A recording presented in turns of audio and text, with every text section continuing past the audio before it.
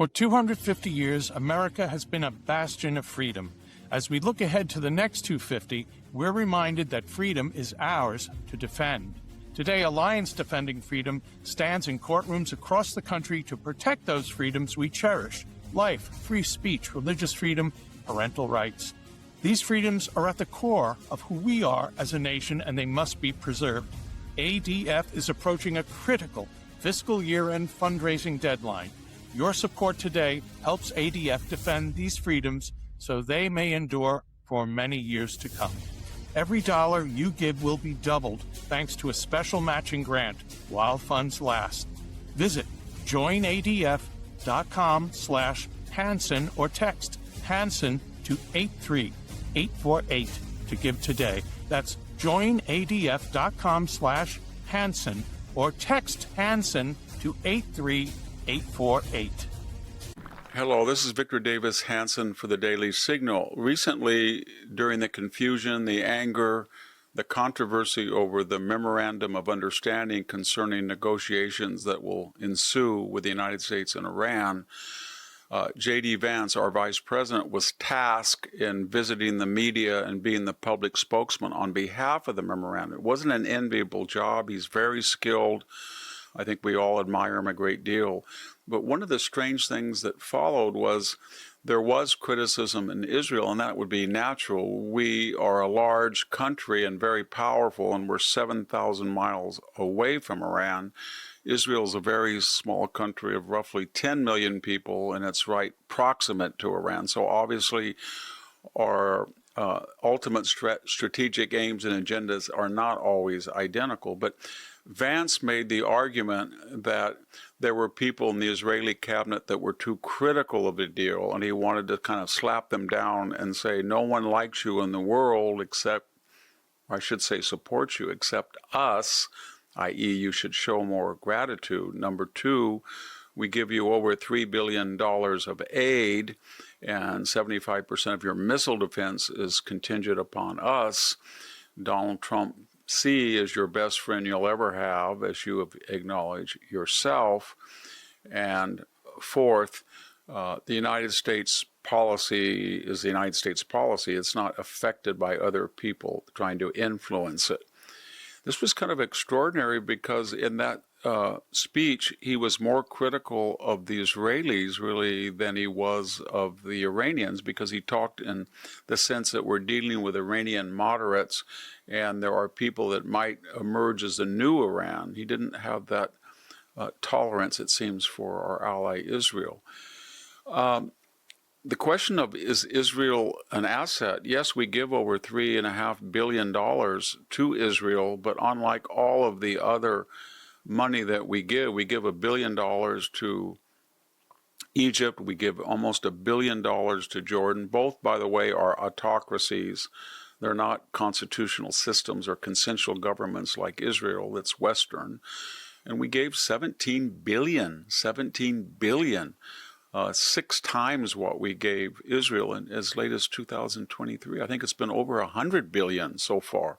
So Israel is not the only recipient of U.S. aid, but unlike all the other recipients, maybe with the exception of Ukraine lately, it's a strategic partner. Its intelligence is vital to our knowledge of the Middle East, especially of terrorists, which it shares daily with us. It is a laboratory of U.S. weapons. Every day they are flying F-15, F-16, latest models of each, F-35s, using Patriot missiles.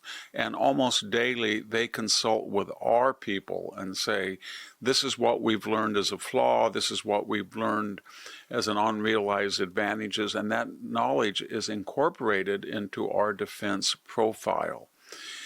Another thing that was, so it is an asset, and this is quite aside from the idea that there are commonalities between Israel and the West in general and the United States in particular. We both are part of a long Judeo-Christian moral tradition. We both are consensual governments. We both have freedoms. Israel is not, as other nations in the Middle East, threatening death sentence to some people who say they want to break away from their religion You can break away from Judaism if you want in Israel. Try that in a Gulf state or Saudi Arabia in the case of Islam, and you're going to be in big, big trouble. One of the things he said was that the neocons, and we've heard that word neocons, that's a term for people who were in the former decades of their life, their formative decades, they were liberal. So we put the Greek prefix neo, meaning new cons, and then they flipped, during the Reagan years or the Bush years, into conservatives, and many of them were Jewish Americans, most notably people like Donald Kagan, Norman Podhoretz, Irving Kristol. Their children and others in the next generation have been strong supporters. So the idea or the accusation is we are going to war against Iran because a small influential group of neocons feels their first loyalty is to Israel, and defending Israel is not in the national interest because there's 550 million Muslims surrounding Israel. So in terms of population or oil wealth, they are geostrategically more valuable. That's not true in itself, but what I'm curious about is who are the neocons? If you look at the primary spokesman for the neoconservative movement that happened incidentally to be Jewish, they all detest Donald Trump now. Bill Kristol, he was the arch spokesman of the neoconservative movement. He advocated voting for Mondami. Professor Elliot Cohen, radically anti-Trump. Washington Post columnist Max Boot, hysterically anti-Trump. Former National Review writer Mona Charen, radically anti-Trump. Jonah Goldberg bolted away from the National Review, radically anti-Trump. I could go on and list David Frum, radically anti-Trump. Some of them, in case, are voting Democratic, even though the Democratic Party is now a socialist-Islamicist party. So there is no neocon movement anymore that is an inside lobby for the Israelis. Second point I want to make very quickly is there is a larger climate on campuses today of anti-Semitism. We're seeing candidates like Mr. El Said in the Senate in Michigan, or we're seeing Graham Plattner that are openly anti-Israel, but also anti-Jewish. And I think I could be frank and say, if you are a Jewish American, you cannot run. You cannot run on a national ticket on the Democratic side. If Joe Lieberman was going to be nominated today, it would be impossible to be a vice presidential candidate as he was in 2004. The anti-Semitism is so marked and explicit in the Democratic Party. So we have to be very careful when we talk about inside influence and a general climate where already Jews are unfairly targeted and suspect. And I'll finish with Lebanon. Donald Trump was critical as well. He said you can't blow up a whole building when a Hezbollah person walks in. And I think JD said something to the effect, I'm just paraphrasing, you can't kill your way out of your problem. But if you say to Lebanon and you say to Israel, tomorrow, just don't fire, either one of you, Israel will be fine with that. The people who are breaking the truce are Hezbollah, who has hijacked the Lebanese government. The Lebanese government hates Hezbollah just as much as we do and just as much as Israel does. But Hezbollah isn't even a nation. It is a terrorist thuggery. Its relation to Lebanon is like the cartel's relation to Mexico. And they are attacking Israel daily. They have 160,000 missiles originally. They have shot thousands into Israel. Israel tries to be disproportionate, just like we are. If somebody attacks us, we attack them 10 times harder.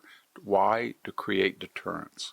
So when somebody shoots missiles or drones at Israel and then runs back to the suburbs of Beirut and has them stashed in the basement and thinks you can't hurt me, Israel targets that basement. It does not blow up the entire apartment building by intent. It tries to blow up the particular areas within the apartment.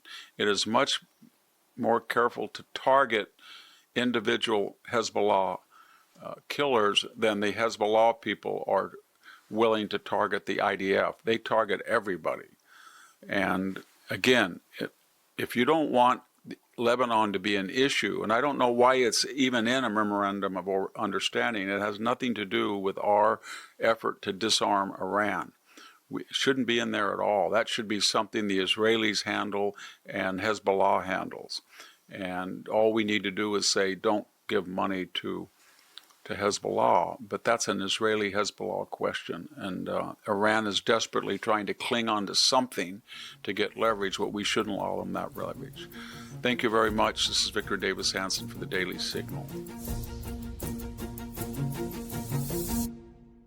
Thank you for tuning in to the Daily Signal. Please like, share, and subscribe to be notified for more content like this. You can also check out my own website at victorhanson.com and subscribe for exclusive features in addition.